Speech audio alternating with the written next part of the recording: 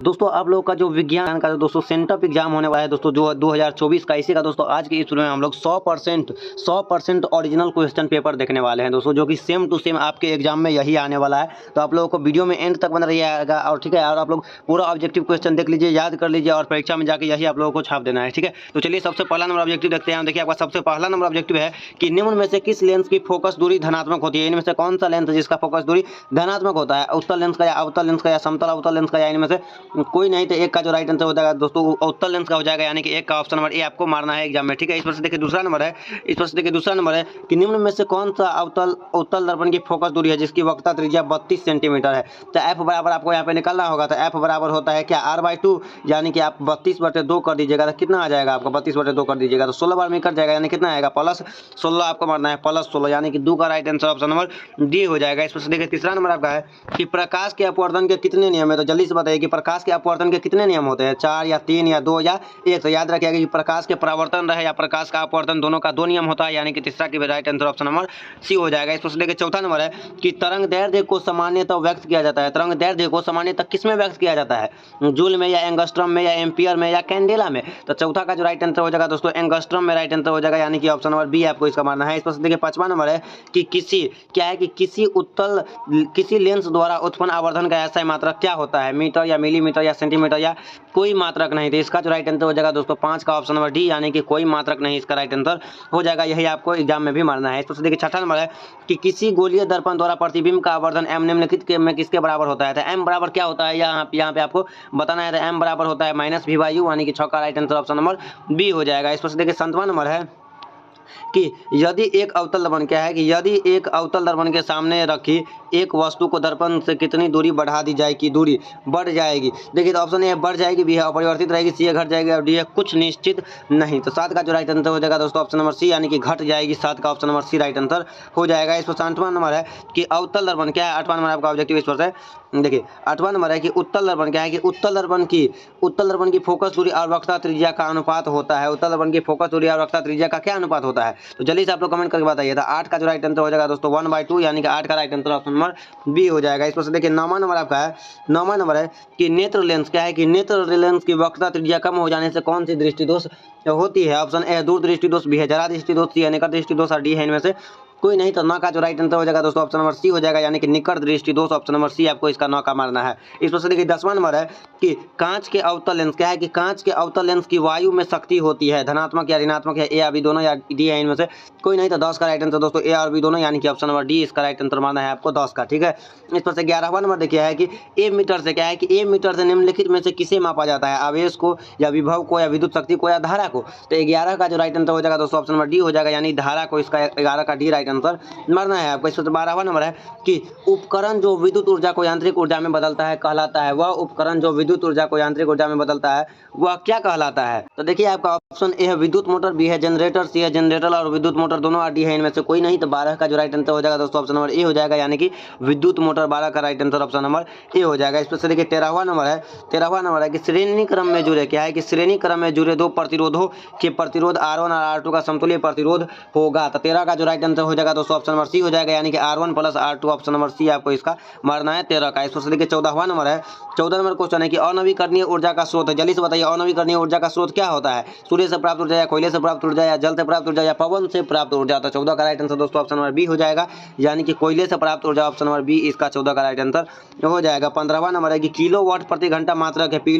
Kilowatt घंटा किसका मात्रक होता है? विद्युत का, या विद्युत ऊर्जा का, या विभवांतर का, या विद्युत शक्ति का। तो 15 का जो राइट आंसर हो जाएगा दोस्तों आपका हो जाएगा विद्युत धारा का, यानी 15 का राइट आंसर ऑप्शन नंबर ए हो जाएगा। इस पर 16वां नंबर है कि निम्नलिखित में से कौन वर्ण विक्षेपण प्रदर्शित करता है? समतल दर्पण, या गोलीय दर्पण, या कांच की पट्टी, या प्रिज्म। तो 16 का जो राइट आंसर हो जाएगा दोस्तों प्रिज्म हो जाएगा, यानी कि ऑप्शन नंबर डी हो जाएगा। इस पर 17वां नंबर है कि नरौरा नाभिकीय ऊर्जा केंद्र किस राज्य में है? नरौरा नाभिकीय ऊर्जा केंद्र किस राज्य में है? उत्तर प्रदेश में, या बिहार में, या हरियाणा में, या इनमें से कोई नहीं। तो याद रखिएगा कि नरौरा नाभिकीय ऊर्जा संयंत्र जो है यह उत्तर प्रदेश में है, यानी कि 17 का राइट आंसर ऑप्शन नंबर ए हो जाएगा। इस पर से 18वां नंबर है आपका कि पवन क्या है कि पवन विद्युत जनरेटर में कुंडली को घुमाने का काम मूलतः करती है कौन? तो 18 का जो राइट आंसर हो जाएगा दोस्तों ऑप्शन नंबर ए हो जाएगा, यानी उच्च दाब की हवा इसका राइट आंसर हो जाएगा। इस पर 19वां नंबर आपका है, 19वां नंबर है कि वर्ण विक्षेपण असंभव है। वर्ण विक्षेपण किसमें असंभव है? निर्वात में या कांच में या फाइबर में या जल में? तो 19 का जो राइट आंसर हो जाएगा दोस्तों फाइबर में हो जाएगा, यानी कि ऑप्शन नंबर सी इसका राइट आंसर हो जाएगा। और इसका ऑप्शन नंबर आपको सी मारना है। इस पर अगला नंबर है कि 100 वाट और 200 वोल्ट अनुमत बल्ब को 100 वोल्ट आपूर्ति करने पर धारा 2A या 1A या 0.5A या 0.25A। ए का मतलब यहाँ पे एंगस्ट्रम है। तो 20 का जो राइट आंसर हो जाएगा दोस्तों ऑप्शन नंबर डी हो जाएगा, यानी 0.25 इसका राइट आंसर हो जाएगा। 20 का right answer option number D. 21वां नंबर है कि एक वस्तु की क्या है कि एक वस्तु की नेत्र से दूरी बढ़ाने पर रेटिना पर बना प्रतिबिंब छोटा होगा या समान साइज का होगा या बड़ा होगा या इनमें से कोई नहीं। तो 21 का राइट आंसर दोस्तों ऑप्शन नंबर बी हो जाएगा, यानी कि समान साइज का बना इसका राइट आंसर हो जाएगा। इस पर 22वां नंबर है, 22वां नंबर है कि विद्युत चुम्बकीय प्रेरण की खोज किसने किया था? विद्युत चुम्बकीय प्रेरण का खोज किसने किया था? फैराडे ने या एम्पियर ने या फ्लेमिंग ने या इनमें से कोई नहीं। तो 22 का राइट आंसर दोस्तों ऑप्शन नंबर ए हो जाएगा, यानी कि फैराडे ने जो है यह विद्युत चुम्बकीय प्रेरण का खोज किया था। ऑप्शन नंबर ए इसका राइट आंसर हो जाएगा। तो इसमें है कि निम्नलिखित में कौन सा कथन सत्य है? इनमें से कौन सा कथन सत्य है? तो इसका जो राइट आंसर था इसका हो जाएगा दोस्तों option number A, option number B हो जाएगा इसका, यानी कि देखिए जूल बराबर है वोल्ट बाय कूलाम। इस पर अगला नंबर है आपका 24वां नंबर की प्रतिरोध का ऐसा मात्रक है। प्रतिरोध का ऐसा मात्रक क्या होता है? कूलाम या एम्पियर या ओम या वोल्ट। तो 24 का राइट आंसर दोस्तों ऑप्शन नंबर सी हो जाएगा, यानी कि ओम इसका राइट आंसर हो जाएगा। अगला है 25वां नंबर कि वोल्ट बराबर होता है, वोल्ट किसके बराबर होता है? जल्दी कमेंट करके बताइए। तो 25 का जो राइट आंसर हो जाएगा J/C, यानी कि जूल बटा कूलाम जो होता है वोल्ट उसके बराबर होता है। 26वां नंबर है कि बेंजीन का अनुसूत्र है। बेंजीन का अनुसूत्र क्या होता है? तो याद रखिएगा कि बेंजीन का अनुसूत्र होता है C6H6, यानी कि ऑप्शन नंबर सी इसका राइट आंसर हो जाएगा। 27वां नंबर है कि स्टेनलेस क्या है? देखिए 27वां नंबर है कि स्टेनलेस स्टील में लोहा एवं कार्बन के अलावे अन्य तत्व रहते हैं, चांदी एवं निकेल या निकेल एवं। देखिए तो 27 का जो राइट आंसर हो जाएगा दोस्तों ऑप्शन नंबर बी आपको मारना है, ठीक है। इस पर देखिए 28वां नंबर है, 28वां नंबर है कि सोडियम के परमाणु की 22वीं कक्षा में कितने इलेक्ट्रॉनों की संख्या कितनी होती है? तो 28 का जो राइट आंसर हो जाएगा दोस्तों 1 हो जाएगा, यानी कि ऑप्शन नंबर ए इसका राइट आंसर हो जाएगा। 29वां नंबर है कि हाइड्रोजन के दो परमाणुओं के बीच कितने आबंध होते हैं? एक आबंध या द्वि आबंध या त्रिआबंध या इनमें से कोई नहीं। तो 29 का राइट आंसर ऑप्शन नंबर ए हो जाएगा, यानी कि एक आबंध इसका राइट आंसर हो जाएगा। 30वां नंबर है कि ग्लूकोज के एक अणु में ऑक्सीजन के कितने परमाणु होते हैं? तो 30 का जो राइट आंसर दोस्तों आपको मारना है, इसका मारना है ऑप्शन नंबर बी, यानी कि 6 इसका राइट आंसर हो जाएगा। अगला देखिए 31 नंबर है आपका, 31वां नंबर है कि तांबा क्या है कि तांबा की परमाणु संख्या है। तो तांबा का परमाणु संख्या कितना होता है? तो याद रखिएगा कि तांबा का परमाणु संख्या होता है 29, यानी कि ऑप्शन नंबर सी इसका राइट आंसर हो जाएगा। 32वां नंबर है कि इथेन के एक अणु में कितने सहसंयोजक बंधन है?